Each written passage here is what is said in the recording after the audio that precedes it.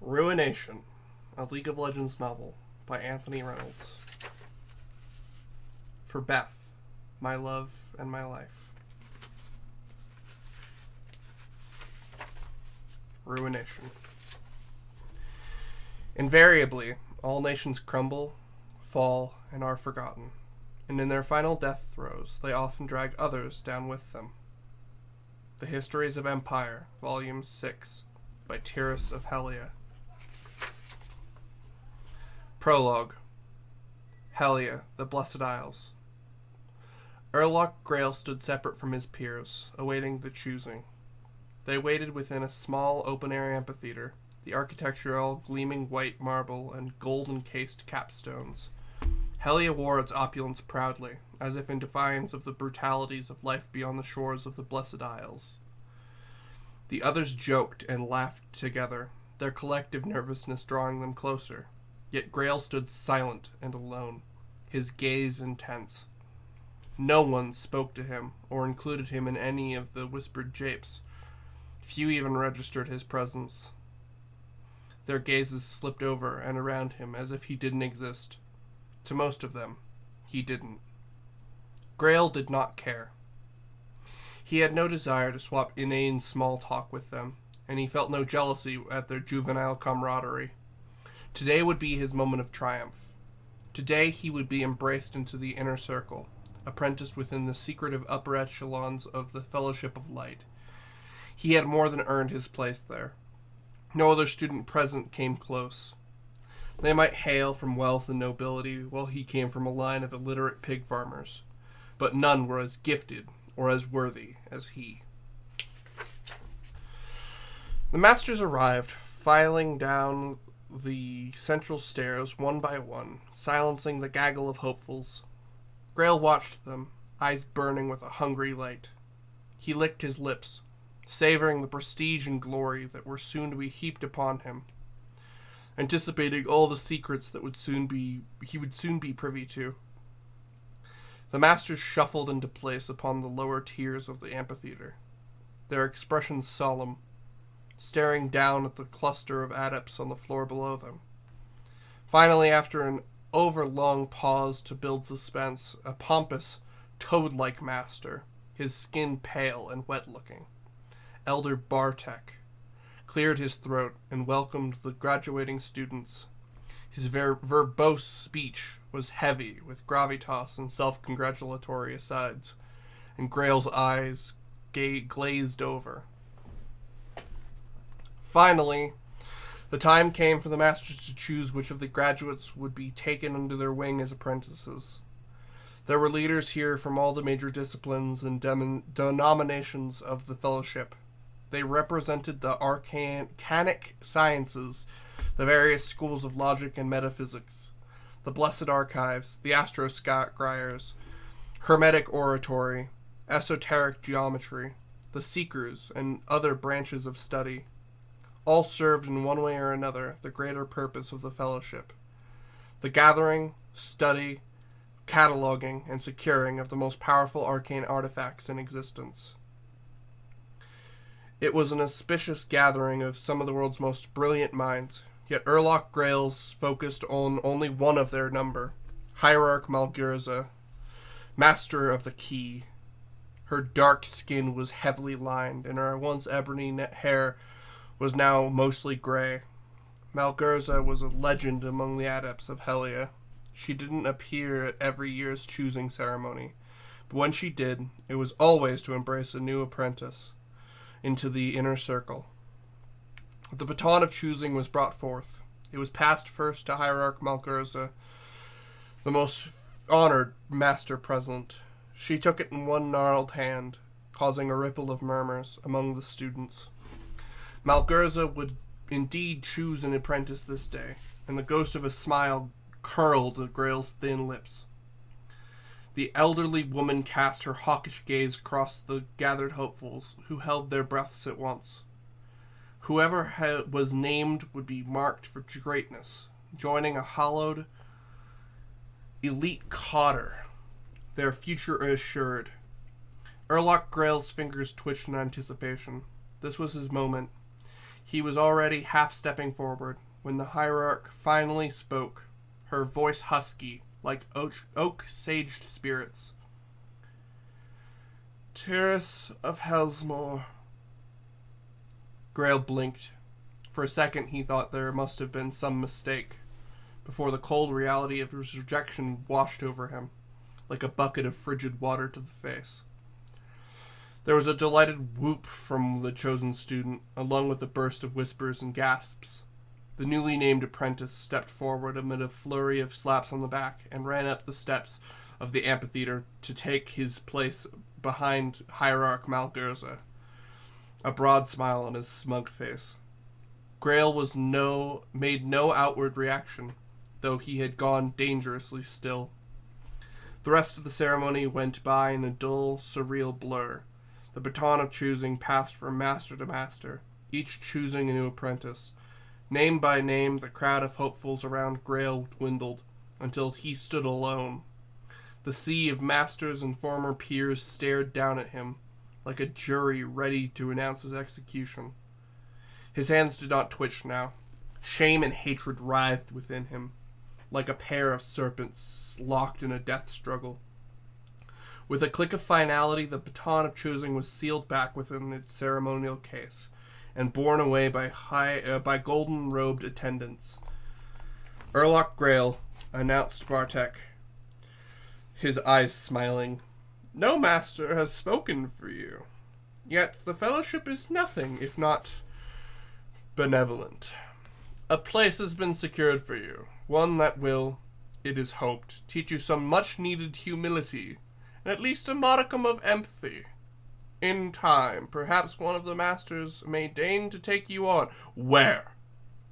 interrupted Grail, eliciting murmurs and tuts, but he did not care. Bartek looked down at his bulbous nose at him. His expression was that of a man who had inadvertently stepped upon something distasteful.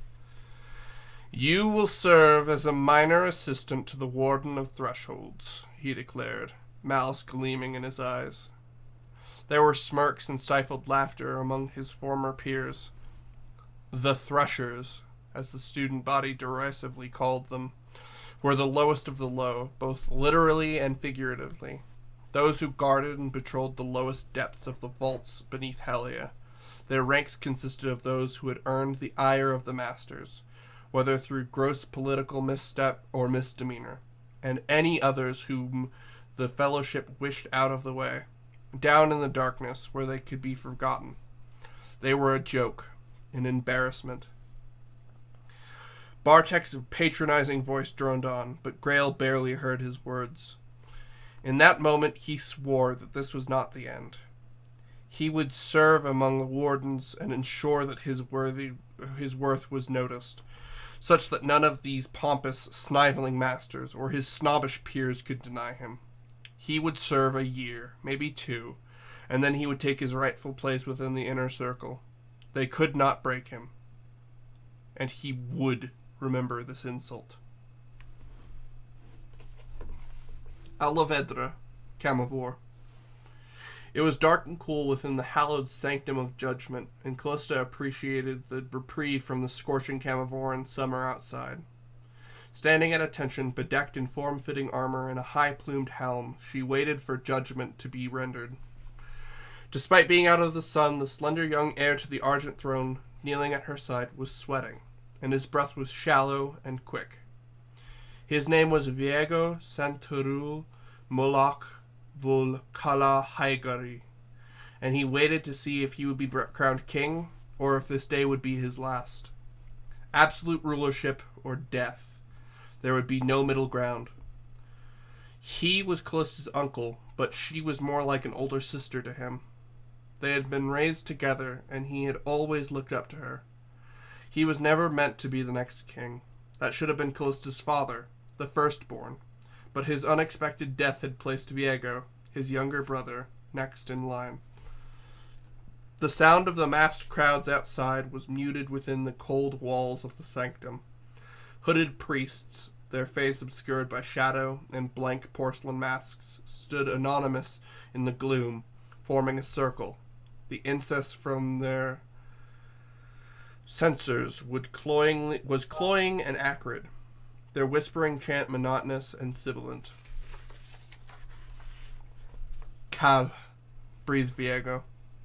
I am here, Callista replied, standing at his side, her voice low. He glanced up at her. His partition face was long and handsome, yet in that moment he seemed younger than his 21 years. His eyes were panicked, like those of an animal caught between fleeing and fighting. Upon his forehead, 3 lines had been drawn in blood, coming together to a point just between his eyebrows. The blood trident was traditionally drawn only upon the dead, to help speed them on their way to the beyond and ensure that the revered ancestors recognized them. It spoke of the lethality of what lay ahead. Tell me again my father's words, whispered Viego. Callista stiffened.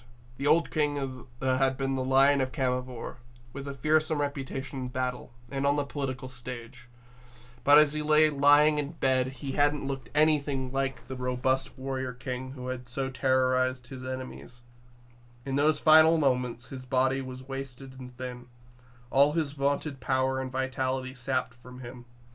His eyes had still radiated a small measure of the power he had in his prime, but it was like the last glow of a fire's embers, one final glimmer before the darkness claimed him. He clutched at her with his last of his strength, with hands that more closely resembled a vulture's talons than anything belonging to a man. Promise me, he croaked, burning with a desperate fire. The boy does not have the temperament to rule. I blame myself, but it is you who must bear the weight, granddaughter. Promise me you will guide him, counsel him, control him, if you need it. Protect Camavor. That is now your duty. I promise, grandfather, Callista said. I promise. Viego waited expectantly, looking up at her. The faint roar of the crowds outside rose and fell like the crashing of distant waves. He said you'd be a great king, Callista lied, that you'd eclipse even his great deeds. Viego nodded, trying to take comfort in her words. There is nothing wrong with being afraid, she assured him, her stern demeanor softening. You'd be a fool if you weren't. She gave him a wink. More of a fool, I mean. Viego laughed, though the sound had an edge of hysteria to it, and was too loud in the cavernous space. Priest glared, and the air of the throne gathered himself. He pushed a wayward strand of his wavy hair behind one ear, and was still once more, staring into the darkness. You cannot let fear control you, said Callista. If the blade claims me, it will be you kneeling here next, Cal, Viego whispered. He reflected on that for a moment. You would make a far better ruler than I. Do not speak of such things, hissed Callista.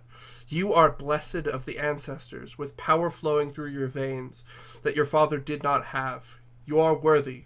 By nightfall you will be crowned king, and all of this will just be a memory. The blade will not claim you. Yet if the blade will not claim you... Viego gave a slow nod. The blade will not claim me, he repeated. There was a change in the air, and the priest's incessant chanting quickened. Their censers swayed from side to side. Light speared down into the sanctum through a crystal lens set into the center of the dome high above, as the sun finally moved into position directly overhead. Motes of dust and ribbons of cloying scented smoke drifted in the beam of light, revealing nothing. Then the blade of the king appeared. Its name was Sanctity, and Callista's breath caught in her throat as she looked upon it. Hovering suspended in midair, the immense sword existed only in the spiritual halls of the ancestors, except when called forth by the rightful ruler of Camavor, or when summoned by the priests for the judgment of a new sovereign. Every monarch of Camavor wore the argent crown, a belligerent tri-spiked circlet, perfectly befitting the long line of belligerent rulers. but sanctity was the true symbol of the throne. The primacy of whoever held sanctity was undisputed, and to possess the blade of the king was to be soul bound to it, although not every heir to the Camavoran throne survived the ritual of binding. Callista knew that was not some vague, mythical threat either. Down through the line of history, dozens of heirs had perished here in the sanctum of judgment. There was a good reason some called the blade soul render, and it was rightly feared by Camavor's heirs and enemies alike. The crowd outside had fallen silent. They waited in hushed anticipation, ready to welcome a new monarch or mourn his passing. Either the doors would be thrown open and Viego would stride forth in glory, blade in hand, or the bell atop the sanctum would toll one singular, mournful note, signaling his end. "Viego," Callista said, "it is time." The crown prince nodded and pushed himself to his feet. The blade hung before him, waiting for him to take it, and yet still he hesitated. He stared at it, transfixed, terrified. The priests glared, eyes wide behind their expressionless masks, silently urging him to do what they had instructed.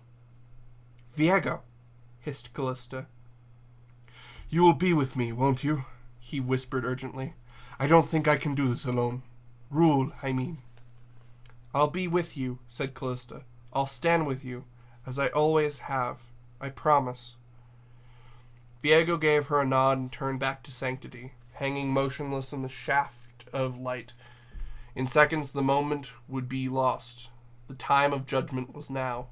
The priests' chanting reached a fevered pitch. Smoke coiled around the sacred blade, like so many serpents, writhing and twisting. Without further pause, Viego stepped forward and grasped the sword, closing both hands around its hilt. His eyes widened and his pupils contracted sharply. Then he opened his mouth and began to scream. Part 1. How different the world might have been had that blade found its mark. Sentinel Artificer, Jenda Kaya. Dear Cecilde, sister of my heart, by the time you receive this, you shall have left Alavedra and be only days from Santoris. It disappoints me that our efforts to find a diplomatic solution fell short, but don't be disheartened. The idea of a bloodless negotiation would never have even been considered during my grandfather's rule. This is progress, and your impassioned pleas to Camavor to avoid creating more enemies and to preserve the economy of our ally were compelling. Were Viego not so keen to cement his rule with a victory on the field, he might not have listened to the arguments of the priesthood and the knightly orders at all. Viego holds your counsel in the highest regard, and your positive influence on him will rein in the knightly order's worst excesses. He's come so far, just in the short time you've been married. Already has he enacted changes that I would never have dreamed of. The nightly opening of the East Barracks kitchens to feed the poor and needy, which I know was at your urging, has earned him the goodwill among the less fortunate of Alavedra, and I am still in awe that you were able to convince Viego to give a council seat to an elected representative from the lower classes. I still worry that you traveling here to Santoris and being in such close proximity to the upcoming conflict, but I understand your reasoning.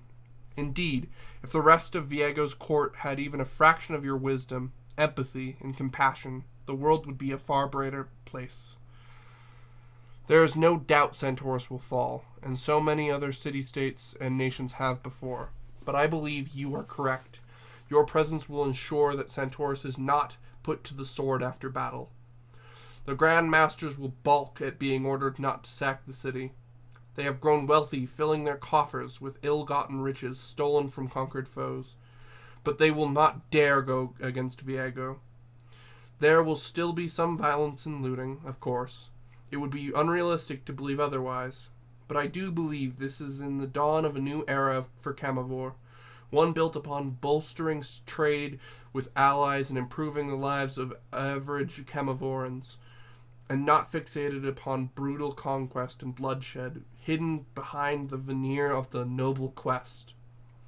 It will take time to change the outdated and savage questing culture of the knightly orders, but with your help, I am confident that we can guide Viego toward ending it once and for all. What perhaps began as a noble endeavor has become corrupted by greed, and it is long past time for this vile practice to end. Your people witnessed the worst of it firsthand.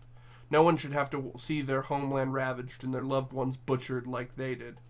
Nothing can be done to atone for that atrocity, but we can assure that it never happens again.